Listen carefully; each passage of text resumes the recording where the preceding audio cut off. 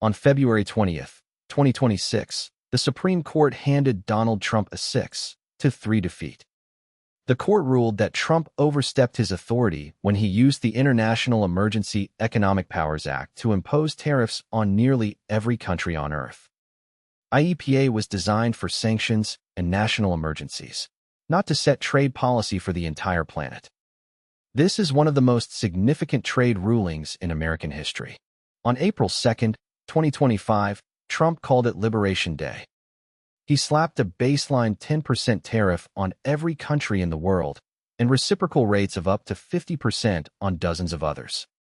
For the US and China, the combined tariff burden reached 145%. That is the highest tariff rate between two major trading partners in modern history. The Supreme Court just struck all of that down. You would expect a ruling this big to send markets surging. It didn't. The S&P 500 rose just 0.83% on the day. The Nasdaq ended its 5-week losing streak, but barely. Here's the thing. Markets don't trade on what happened. They trade on what's coming next. Within hours of the ruling, Trump announced plans for a new 10% global tariff using congressional authority instead. The market isn't celebrating. It's recalculating. Here is where most people get confused. The Supreme Court only struck down the IEEPA tariffs. That is one tool. It is not all the tariffs. Section 232 tariffs on steel and aluminum are still in place. 25% on steel, 10% on aluminum. Section 301 tariffs on Chinese goods are also still running. Those rates range from 7.5% to 100% on specific categories.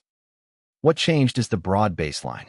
The surgical tariffs targeting specific industries are still very much alive. So who actually benefits from this ruling? Retailers win. Companies importing billions from Asia and Europe see immediate cost relief. Consumers win. Import prices were up 3.2% year-over-year. As tariffs on finished goods ease, that number starts to fall. But domestic manufacturers lose their protection. Steel mills and aluminum producers now face renewed foreign competition. The winners feel it within months. The losers feel it over quarters. Here is the framework I am using to track what comes next. Scenario 1. Trump passes a new tariff bill through Congress. Slower, but legally bulletproof.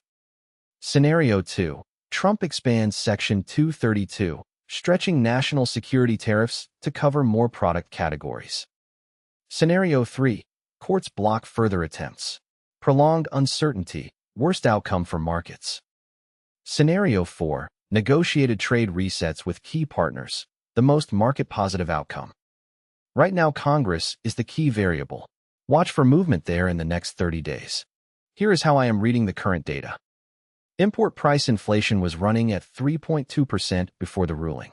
Expect that number to fall within 60 to 90 days. Retail and consumer staples ETFs have already moved since Friday.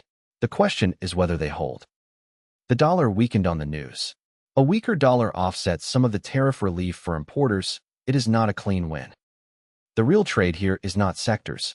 It is uncertainty. And uncertainty is meaningfully lower today than it was 7 days ago. I'm Adrian. If this helped you cut through the noise on what the tariff ruling actually means for your money, subscribe. I break down exactly these kinds of macro shifts every week.